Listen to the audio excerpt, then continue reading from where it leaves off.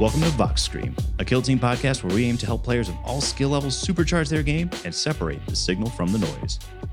I'm Mark Meyer, joined by kill team heavyweights George Pratt and Joe Gallo. We're coming to you from the Triangle region in North Carolina. Thanks for listening and enjoy the show.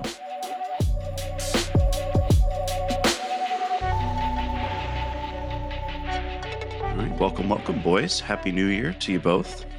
Happy New Year, everybody. Happy New Year. It's only going to get worse from here. New kill team. Let's go. We do want to talk about some new kill teams on this episode. Joe and I have been playing some games with the Wreckas and the Ratlings. George, I know that you've got thoughts on these two teams as well. Want to start with the Wreckas. I think that's the more anticipated of these two teams, locally at least. And Joe, you've gotten quite a few games in with Wreckas at this point. What is your biggest takeaway with the team? Number one biggest takeaway with the Wrecka Krew? They might be the most fun I've ever had with a kill team, just because of how stupid rolling 6 dice is. It's, you know, they're as exactly as orcs should be. You know, their shooting is terrible, but like Gork and Mork bless their dice, and you just go, oh, you know, that's 2 hits. Well, you know what? Instead, that's 5 hits, and that's like 8 damage minimum. So it's like, you know, I think the biggest thing with them, and this is kind of like more of a truncated version of it, is like they are super vulnerable to APL modifiers, like stun grenades, Nemesis claws, comms jammers, or Nurglings is another one. Like anything that like puts them at 1 APL is like super bad for them, especially if it's like outside of 6 inches, if you have an ability to do so. Because theoretically, right, like if you stun somebody, you have to be at least within 6 inches. So like, oh, well, then I can charge that person, right? So at least you can charge and like hide in fighting. It's not terrible, but you know, it's not great either. They're a fighting team that generates momentum through their shooting, but their shooting can be deceptively powerful when you have their Wrecka points. That's something that I was really thinking about. Was I think that it's almost kind of hard to decide whether it's a shooting team or a melee team. And I think that you put it really well there, that it is a melee team that generates momentum through shooting. Obviously, getting Wrecka points with your Pulsa in the first turning point can be really big, because then you can just go into the second turning point with dice to fix. I think that the shooting from them is really, really strong. We have talked about this a little bit, and I think that they almost, like, yeah, of course they've got dice fixing. It's pretty easy to say that. I feel like they've got kill fixing, which is crazy to think about. You can take their rocket launches, right? You can fix the dice with the Wrecka points, and if you push through 6 dice, that's going to kill like anything. And then if you do that with their equipment that gives you piercing 1 on 1 rocket shot per turn, that just kills a Marine, just outright. That's 12 damage minimum on. They can literally kill anything that's not absolutely giant. Yes. And I've done it before. I've done it in games against Marines. You one-shot a Bullgryn. Yes, I one-shot a Bullgryn with the rocket launcher. And it's saving those Wrecka points for those moments where you get 3 hits and it's a crucial kill. So they're not an easy team to play, in the sense that, here's the thing, they're actually pretty fragile at a 4-up save. As anyone who's ever played elves will know, like at that 50-50 can swing real heavy. And it's usually not a huge deal with 9 bodies, but when you're on 6 bodies, it's a fucking massive deal. So you got to really, really pick and choose like where you're going to go on engage. Justice Scratch is great, but it only protects you once. So you, like I said, you have to be very careful about where you engage. But other than that, they're really solid into elites. I do think like things like Inquisition give them trouble. But like, I mean, everybody has issues with Inquisition now. There's Orky as Orc can be. The models look fantastic. I do think it's probably a 1-box team. Just build the rocket pistols and then all the specialists, and then maybe kit bash some stuff from the Commandos box, and for like the 2 extra hammers and maybe a rocket launcher, and you're good to go. Actually, as somebody who built the team, Joe, and I still have mine in its box, how difficult do you think it would be to magnetize those arms? If you shave off, there's a little like a bump on the arms where like it's supposed to like click in. If you cut that off and then soften the inside of the shoulder, it should be pretty easy. It's interesting to think about it where it's an orc team that you can't necessarily use as just a blunt instrument to like, slap your opponent around. You really have to sort of pick and choose your battles. And you really got to make sure that if you're going out into a position where you're vulnerable, that it pays off. I mean, that's how orcs are in Big Hammer too. And as a disclaimer, I haven't played Big Hammer since like 7th edition, right? So this is maybe a bit dated information, but back then the philosophy of orcs, essentially you played orcs in two ways. If you were playing orcs, you were either just playing to roll a bunch of dice and hoping to roll a bunch of 5s and 6s and just having a good time, or you were playing orcs competitively and you had to use their efficient units in a way that was backed up by their screening units, and just sort of you had to play much more finessey to make that work, and it did work. I don't remember if 200 boys was the 7th edge strat or a later edition strat, but that one worked too. God, that's so many boys, man. That's a lot of I miniatures. don't remember what edition that was. I remember too, one of the strats, like towards the end of 9th, was just taking like 300 guardsmen, and I remember looking at that on the table, and it's just like, God, I'm so glad I don't play such a silly game. Yeah. I remember 7th edition being a little bit more restrained in that sort of stuff. But I think that's the cool paradox with like really orky teams, is that the more orky you can get way more silly with it and just have fun and roll dice and not give a shit if you win or lose.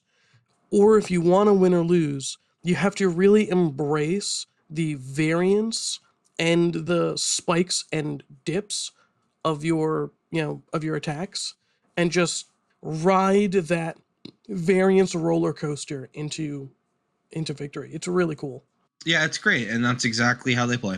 And side point, Mark, have you looked at the new book at read any like the flavor text in the new books at all?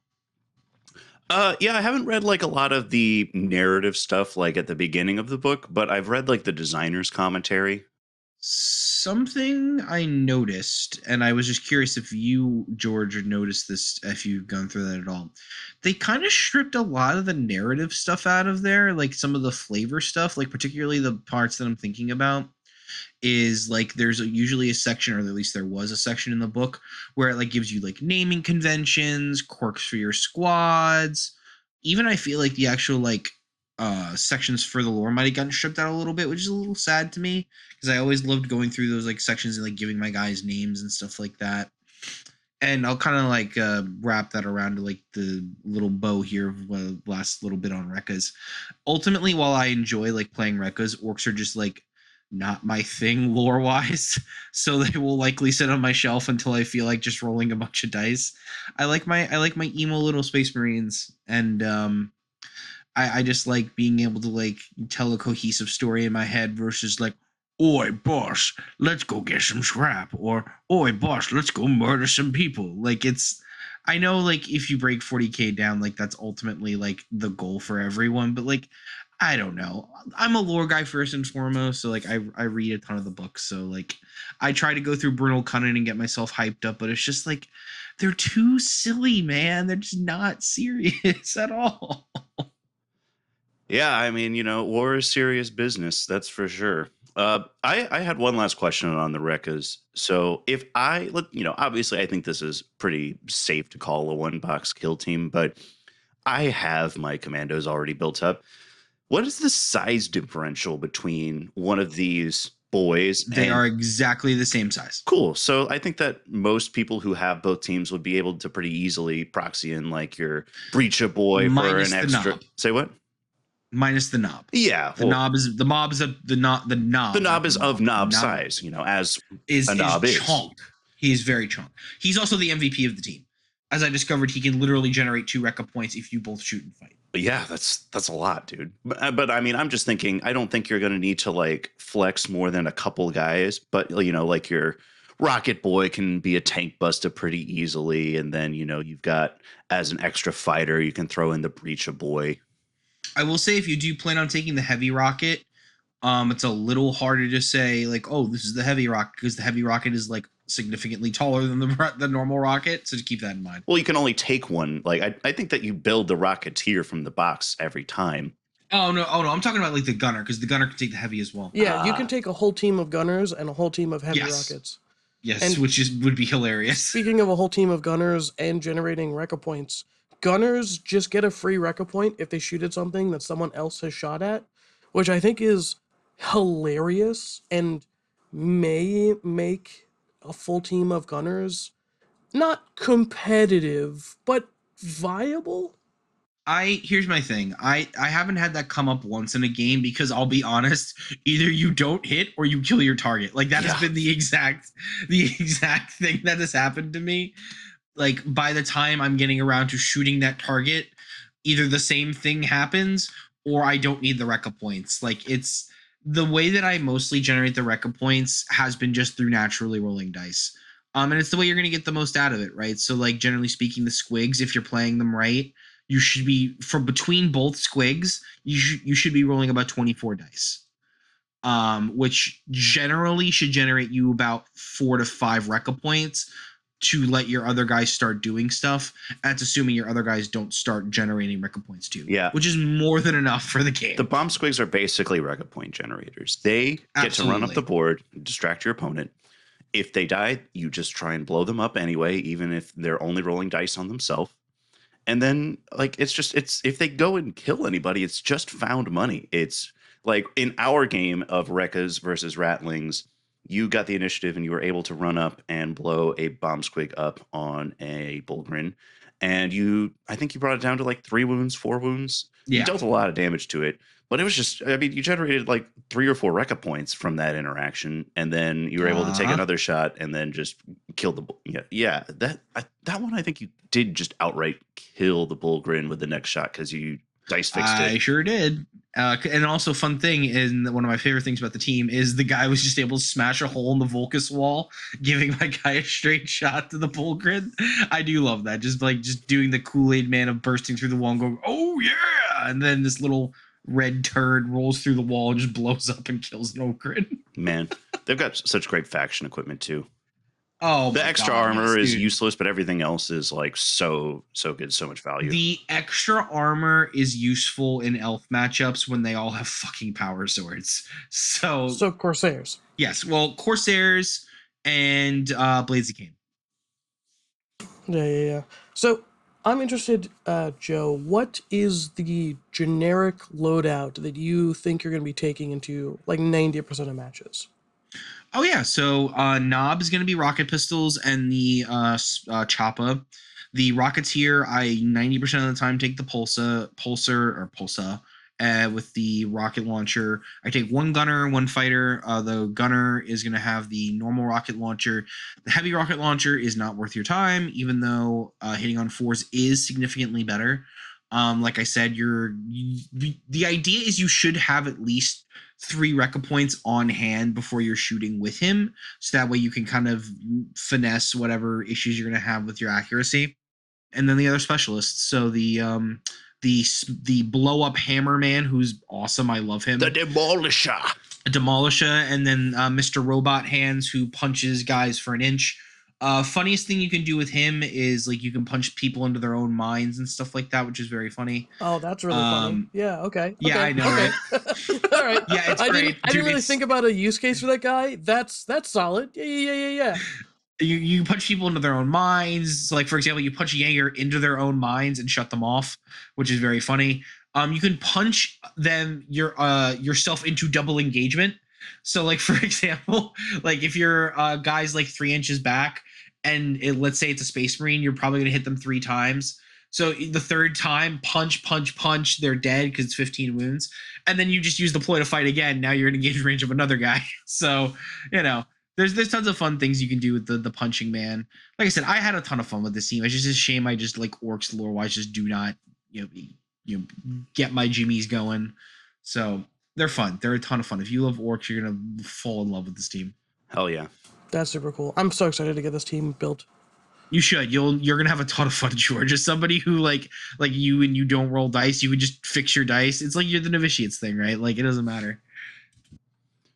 Well, I want to take a minute here to then talk about the Ratlings. I've gotten some games in with the Ratlings, and I think that it's the same kind of thing where the models are really, really phenomenal. I love all these little dudes. I love all the little like just bits and bobbles on their models.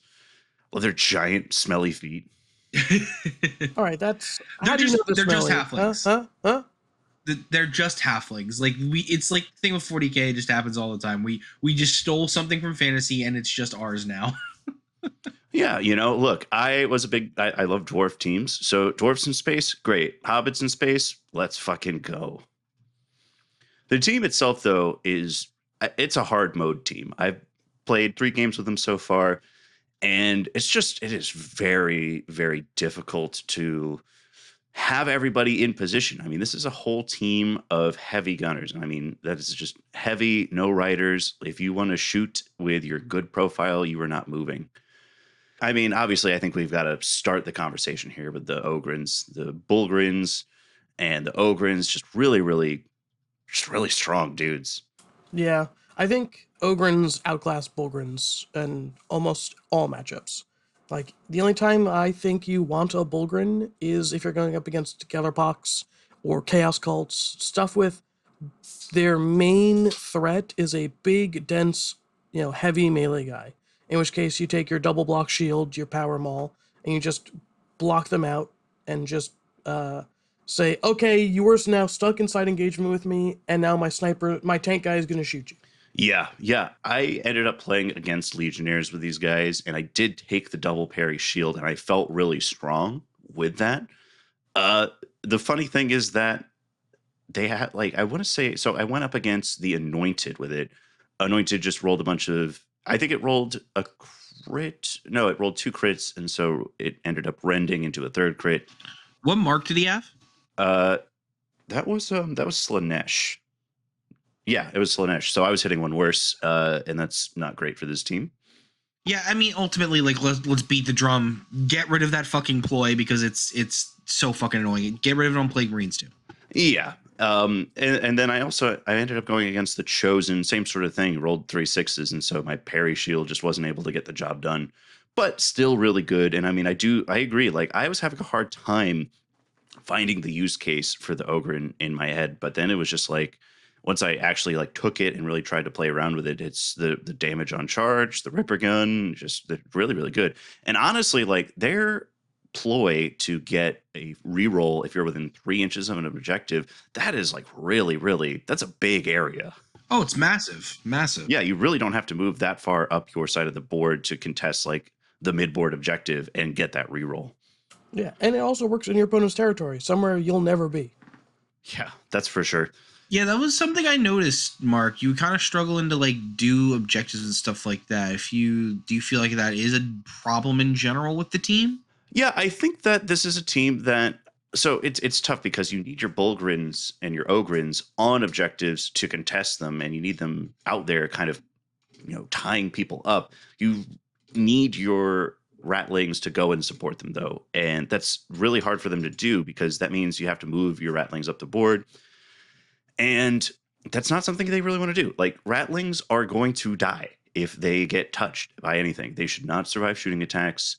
They should not survive melee encounters. And so you really have to move your Ratlings up to go and support them. Obviously, you want to have a few Ratlings hanging back to support with like the good fire. And I think that that's probably the thing in my games that I think that I haven't done correctly is I am hanging back with too many of my operatives, whereas I need to almost have like 3 waves, right? Like, I need to have the big boys pushed up. I need to follow up with a second wave of guys, probably, your Bombardier, your Hardbit. In that game I played against Legionnaires, they were almost on the same sort of frontline position. And I think that that's the wrong move. I think that you kind of hang those guys back so that they can go in and follow up as the second wave to go and back up the big guys. And then obviously you want to have like your Fixer and your big shot hanging back to really, add support fire and, clean up these after these encounters. man, the big shot is a crazy gun. It's so good. It's so strong.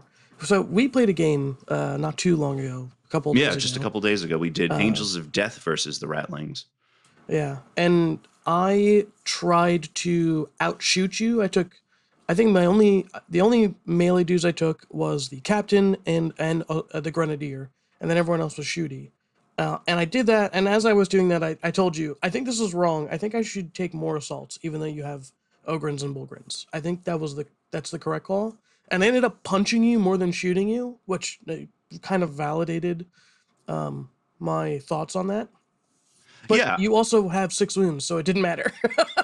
exactly. Yeah, it's a weird position because if you are a melee team in operative selection, I'm going to be able to just cater my list to that. Like I'm going to take Bullgryns with the brute shields to double parry, and hopefully tie you up, shoot into engagement, that sort of thing. But if you're a team like Angels of Death, where you can flex in, your operative selection to be a melee team, or I am not sure what operatives you're going to take, you take melee every time because this team, the Ratlings, they're so CP hungry. They are starved for CP. And so if I have a CP to shoot into engagement, that is almost like a fortunate position for me to be in.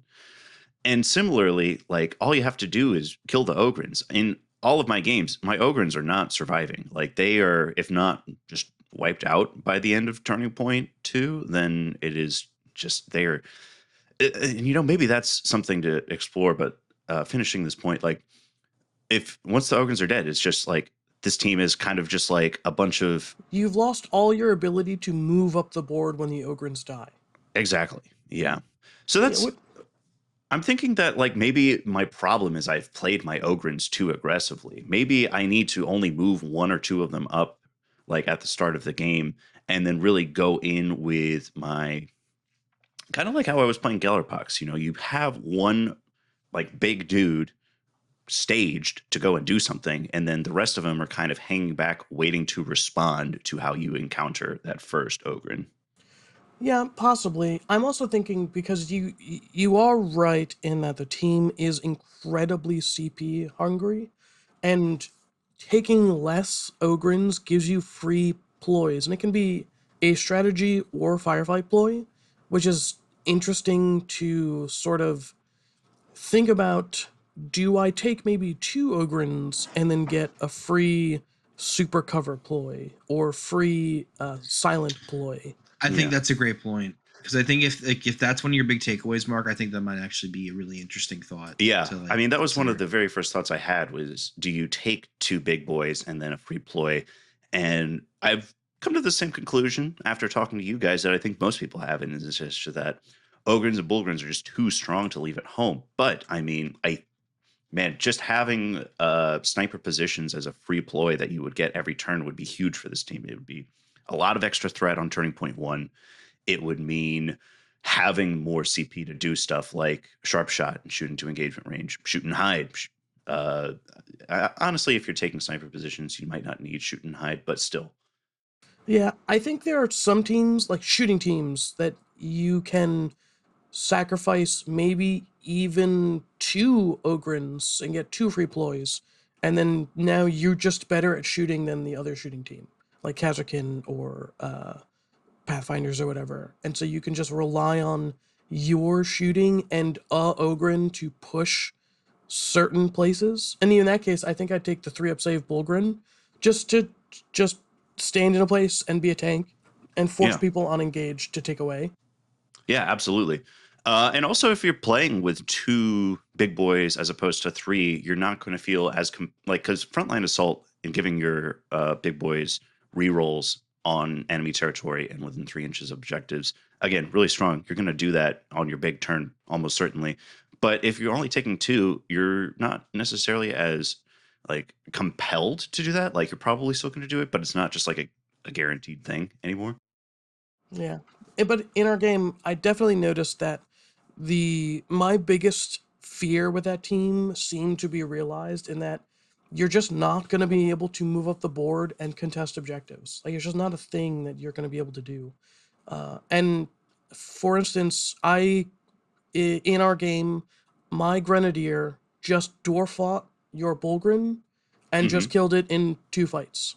Yeah. And granted, I had duelist and aggressive up, so I was good at parrying, Yeah. and I was misplayed rending. that fight. But I mean, this is not just like some out of the blue scenario. Like, this is very Yeah, real possibilities, You even if you're misplayed a good it by player. not dealing me 4 damage and then dying. You just Sure. took no damage, and I fought you again. So you Yeah. wasted an action point instead of giving me something else to do with it. So like, Mm-hmm. I mean, I think dealing me damage and then dying was probably the way to do it, but you still cost me something by parrying me out. But like, your Bullgryns was dying. There was nothing about it. I think that one or two of their, so like the fixer, I think should have heavy dash on its sniper rifle. I think that all of your guys having to be in that position where they are already in position is just very punishing. Maybe it's just like a play style problem. I Like, I think just need to that's be what Scarper is better. for. Yeah. It is, but climbing is just so difficult. Like, if this team could climb with a dash, then yeah, I think that it would be extremely effective. Like, but I think you if the need team to, could climb with Scarper, not just any dash, but Scarper let you climb, I think that'd be super interesting and give this team a lot more flexibility in how they are able to set themselves up. yeah, 100%. And that's really what they need, is they just need a little bit more ability to get into position. Because Scarper is good. It is difficult to use in the elite meta because you can't use it on counteract.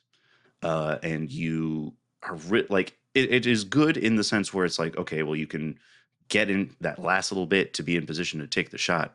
But just to get into that initial position, to be primed to Scarp is difficult as it is. Yeah, that's interesting because It's a highly telegraphed team because you know where the shot's coming from because you're not moving much to take it.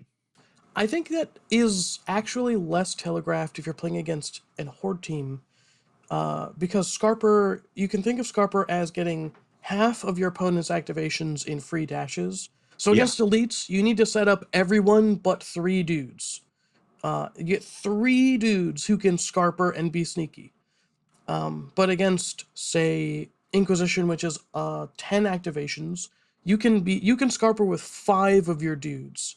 And so if you keep 5 of your dudes behind walls and out of sight, then it is a very real possibility that your opponent will just forget that they exist because they're so small and you can't see them. And that's just a reality of the game.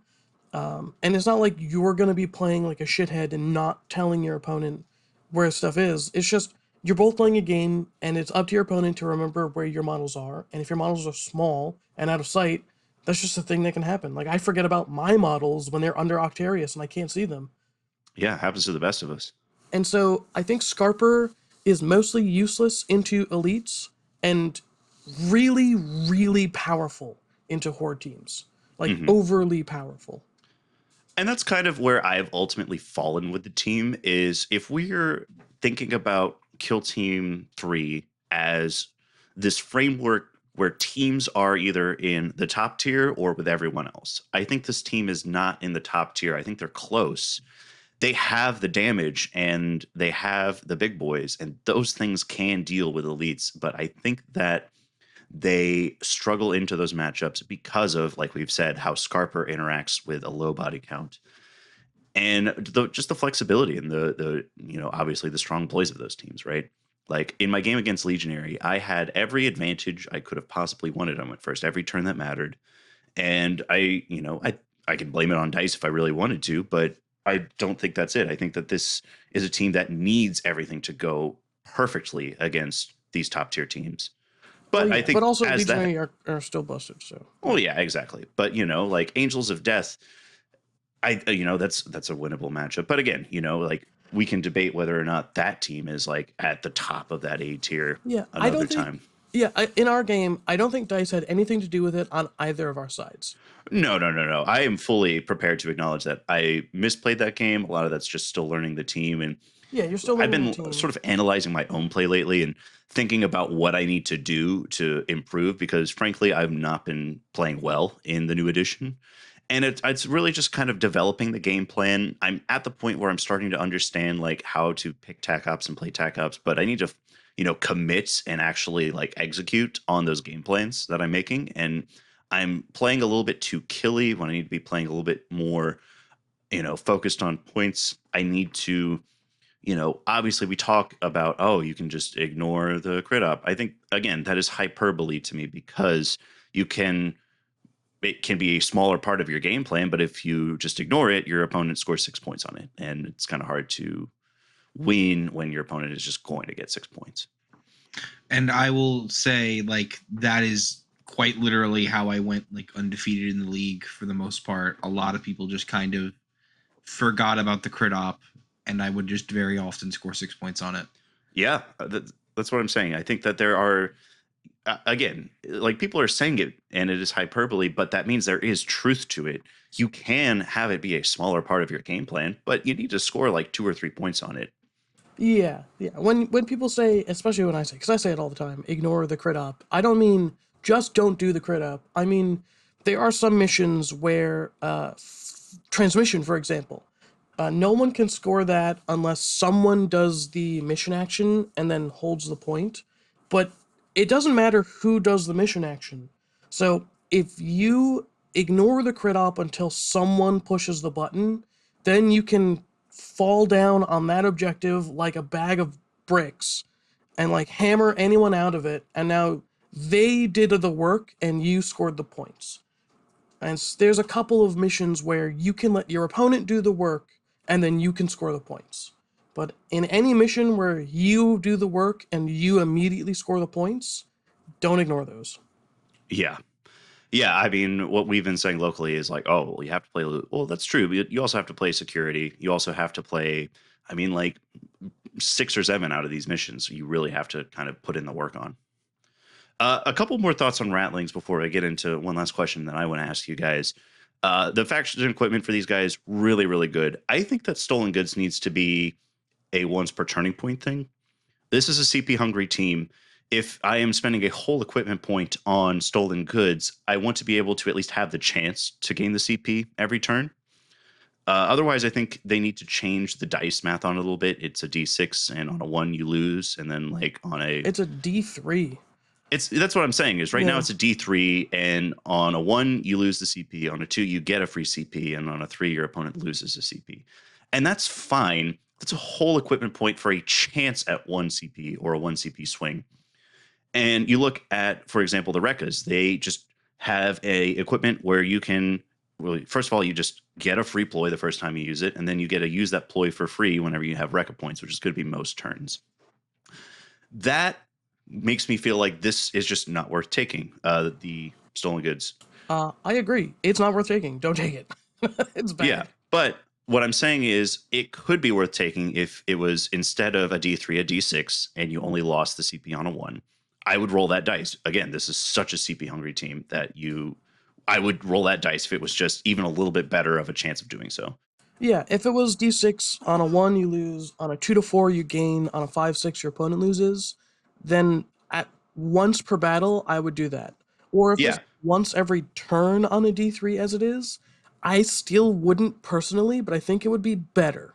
It would be a choice. You would actually consider taking it if it was once per turning point and it was still on a D3. That's exactly what I'm thinking. I also think that I just think this team's really cool. Like, I want to be good with this team. They are I think it's super going to cool. be like a pet project team of mine. Oh, the other point that I was really thinking about is the equipment. And again, this is just so the Stash Master, well stocked, giving you an extra ammo crate. Nobody's taking ammo crates right now because it is a whole equipment point. We all know how strong equipment is in 3rd edition right now. It is a whole equipment point for a single reroll. Yeah, getting 2 of them makes it much more worth it. And I've taken ammo crate exactly once. It was in the command point tournament, playing into Hyrotech Circle as clowns. And I used it twice, which is more than I thought I would use it. Yeah, and like every game I've played with this team so far, like I've taken 2 ammo crates, and it's been pretty good. But this is really good. You still need to have the balanced ploy up, because if you're hitting on threes, there's still a great chance you're going to roll a bunch of ones and twos, which I've done in a lot of these games with this team. It is still hard to roll on a 3-up, as any elf player will tell you. I think that it is worth taking ammo crates if you're getting 2 of them. It is, you can put them up in your one sniper's nest and let those people have the rerolls. You can put them in multiple spots to kind of, draw your opponent to different positions, or not telegraph your big play as much. But the other thing though is the mine. So the mine, obviously you're going to take the bombardier in pretty much every game because the tripwires are really, really strong. You can put them like right up on doors. I don't know if that'll get patched or addressed in a data slate, but that's really strong. You can just kind of stop a lot of movement. You can use it to protect your people in the sniper's nest, put it at the bottom of the vantage point, and try and prevent people from coming up. But the mine, so you can, with the bombardier, you can take a mine, or rather the bomber, you can take the mine and it deals 2d3 damage instead of 1d3 plus 3. It deals 2d3 plus 3. I'm still not sure if it's worth it to spend the whole equipment point on the mine. So I've been taking the mine more often, and it does some damage, right? But its biggest use is to mark off an area of space that just says, don't go there or I'm gonna kill you easier. And like, yeah, you could still go there. Like you've got an Ogryn or a Bullgryn, for instance. They've got 16 wounds, but taking 4 damage isn't gonna really. I mean, it changes their math quite a bit, but not so much. Taking 6 damage would change their math significantly, but it's still not, and it's not gonna stop your movement going through it. So it's an option that says there, but if you're taking the mine, you're also taking the razor wire, and you're doing that because you're playing contain. And I find that taking the razor wire and the mine and then playing contain is very useful. It allows you to stall your opponent for a turn, which just, I mean, you're playing contain. You want to keep them out of your territory. And mines and razor wire together do that for you. It just kind of helps build the case more, I think, for going 2 grins and then 1 free ploy, because that's going to let you take the extra equipment piece more easily with your scouting option. And then with 6 equipment pieces, you're able to just get everything that this team needs. I think my final thought on this team is it's fun. It is a hard mode team. This is going to be, I think, like a pet project team for me, because I love the models and this is a team that I like and I want to be good with. But I am playing too many hard mode teams right now. I have lost a lot of games in a row, and I need to start playing a smooth brain team to get some confidence back. And so I wanted to ask you guys, like, what smooth brain team should I be playing right now? I mean, Legionary are the smoothest brain team because they're busted as Yep, shit. just turn your right? brain off and just do fucking a billion damage. Take no, like, you don't even need to like worry about counterplay. Just like, oh yeah, take the chosen, run up, I heal fucking 14 wounds. I take no damage from the fight. Wee, it's great. Yeah, but assuming you don't want to play busted as shit teams, I think that you can play Plague Marines for an interesting elite experience, or you can play Angels of Death and run Dueler and Aggressive, and then that just lets you just beat up anyone in melee, even with normal intercessors. Yeah, I mean, in our game where you played Angels of Death, I also like that you took the captain, because the captain is the easiest choice to take, because it's just, you don't have to worry about the loadout. You just have it, not making a lot of decisions there, but it gives you that flexibility in the game too. I was also nerfing myself. I just learned recently that Adjust Doctrine, the Firefly ploy, does not work on the dude you activated. It just changes everyone's doctrine when you activate anyone at all. Yeah. I had no idea. I was nerfing myself so hard. Yeah, I mean, you can bait and switch people with that. You can adjust to the situation with that. Really, really strong stuff. But yeah, I mean, I guess that's it. Just play elites and profit. Well, not all elites, because if you can't play Phobos, they're not smooth brain at all, right? Gotcha. Nemesis Claw are also not smooth brain. And then there are non-elite smooth brain teams. Is Felgor For smooth brain? I mean, Felgor are smooth brain in that you have very few options in how you can tackle any given game. So yeah, I'd say they're smooth brain, but there's some wrinkliness in there. Okay. You want to have a thought or two floating around. I like that. Currently, Kazakin are rather smooth brain with a few wrinkles. I just don't think they're good. Ah, I think Corsairs are pretty smooth brained in the sense that they just like move up and kill people. That's kind of their whole deal. Um, I think Commandos, like we discussed, I think it would be a good one to go back to because they're just really good at scoring points yeah. Commandos consistently. have the same wrinklage as Ravagers at the moment, I think.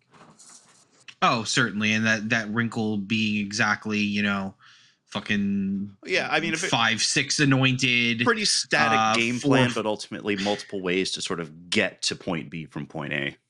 Yeah. Yeah, and I think Mark, ultimately you're a good player. You're just playing into a meta that, like, let's put it this way. I don't think it's reflective on you as a player in any way. No, I don't think so either. I literally think I've just been playing too many hard mode teams. I'm making it so much harder than it needs to be on myself. And we unfortunately have hit a point in Kill Team where this didn't used to be the case, but the team you pick is now starting to matter more than your skill, and that is not good. So, like, for example, like, I'm really enjoying Nemesis Claw. I really like Nemesis Claw, but my skill with them is becoming a matter of like very little consequence when I'm running into Warp Coven and like Hyrotech and stuff like that, because they can just do things I can't do. And the only thing I can count on is that my opponent just forgets and does things that they don't think to do. Which, that's a game plan in and of itself, I guess. But, I really like playing Nemclaw, and it's like I don't understand why they're just worse in every way compared to these top tier teams. And we're lucky in some ways in our local meta. We haven't really had anyone play Inquisition to any like high level or higher tech circle. Yeah, I mean, that's the thing is I think that we have continued, like, by and large, just people playing the teams that they want to play. It's nice that a lot of those has been people, mostly elves and like Phobos. And yeah, I think that a lot of the teams that people liked are way better than they were in the last edition, and that's good. I'm happy for them. Yeah, no, I'm happy for them too. But here's the problem: like, I also like this game being healthy. So, like, we just the slate will happen soon, hopefully before LVO, but soon.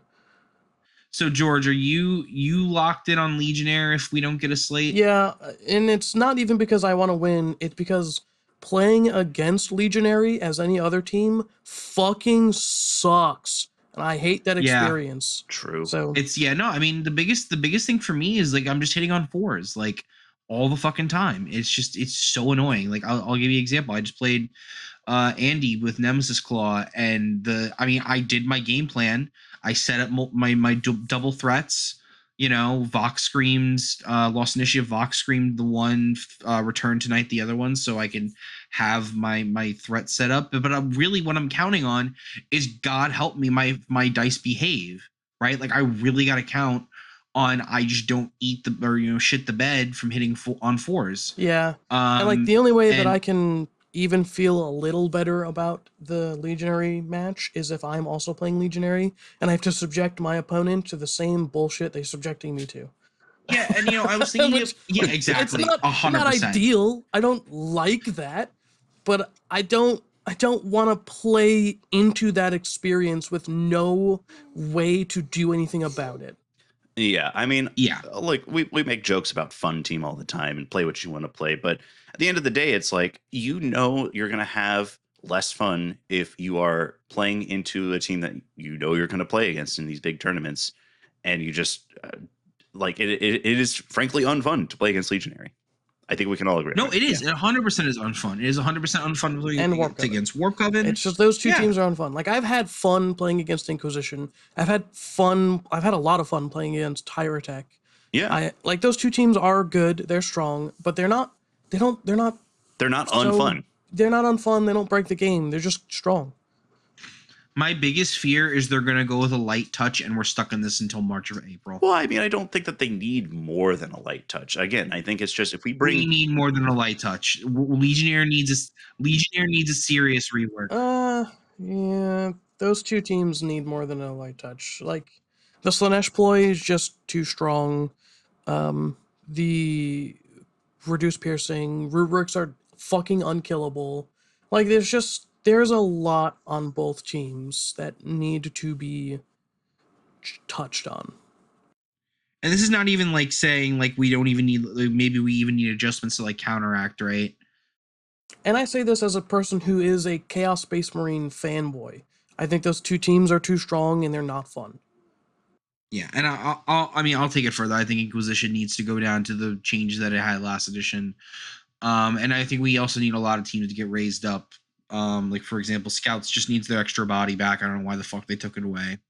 That's kind of where I'm at, though, is I think that apart from those teams, it's just a light touch on some of the weakest teams to bring them up. A lot of these B tier teams just need a light touch to sort of bring them up to the power level of, an A tier team that we kind of think the game needs to be or like anchored in. And then, like I think at that point, it's kind of where we were at last edition, right? Like at the end of the last edition, we all loved like we thought the game balance was great. There was, of course, a few teams that were overperforming. There's always going to be a few teams that's overperforming. But for the most part, you could take a huge number of teams into a tournament and feel confident about your chances. But here's the thing though, like I do think we're in unprecedented territory. Like, I know we were like at the beginning of this edition being like, oh, well, we've been here before, blah, blah, blah, blah. But like I just mentioned, we've hit a point where the skill is not mattering. And that was the big draw for a lot of people with this game, like as opposed to 40K, where it's like, if I sat down with my kill team and people of equal skill, it's going to be a tight match. We're both going to do well with both teams, but now for equal skill, if you're taking the better team, you're just going to win. And like we've not been there before comparatively. In fact, I had a game personally where I played somebody who was on their literal second game of kill team, and they tabled me with Legionary, and I was like, well, I wasn't giving it, I wasn't playing it like it was, a tournament game because it was their second game of kill team. But I've never been tabled by anyone playing their second game of kill team. Like, even when I'm fucking farting around and showing them what stuff does. Like, that's just not a thing that has happened to me. And boy, it happened to me and I couldn't do fuck or all about it. No, and that's the thing. And like I said, we've talked about it as is, but we'll see what happens with the data slate. I'm curious what they're going to do, if anything, before LVO.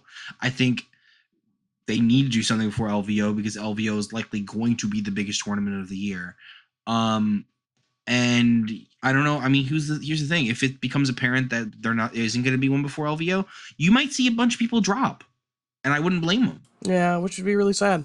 Like, I'm not going to drop. You may be people who might be local, but it's expensive to book a flight, book and stuff. So I don't think people are going to drop. I think you'll just see people who don't own Legionary Warp Coven swap to a team that they find more fun but aren't as competitive because they don't expect to win, and the people who do want to win will switch to Legionary Warp Coven, and there's just going to be a fucking ton of Legionary Warp Coven.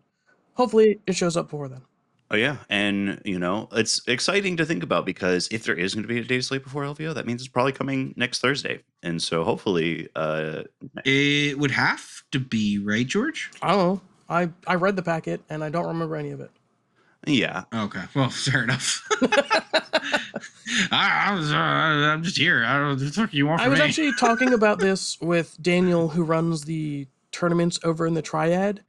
The previous tournament restriction of updates and facts do not apply until 2 weeks, more than 2 weeks out. Used to make sense because GW did not update any of the official rules. They just handed out a packet and it was up to everyone else to learn those rules. But now all the official rules are digitally updated as soon as the updates drop, more or less. So it actually makes less sense to hold off on updating the game. Like tournaments should have a clause that says whenever it's updated, the game is updated because all your rules that you have access to are already updated. Like trying to remember what it used to do instead of having it right in front of you, what it does now, is more difficult than just like, yeah, whatever. When it updates. That's what we're playing now. That's an interesting point. Yeah. I mean, rules are free and it's right there on your phone. Well, here's hoping that we get a data slate next week. But if we don't, hopefully we've got something else fun to talk to you about. So guys, once again, Happy New Year, and let's keep Fox screaming into 2025. Yeah. Where's my baby? We get a good scream going. Real quick, hold up. I did want to say we are having a tournament in Greensboro coming up, and it's going to be like a 20-person tournament.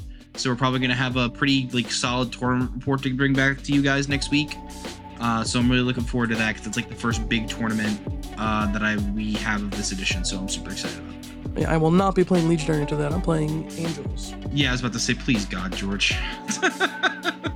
Let's have fun. Come on.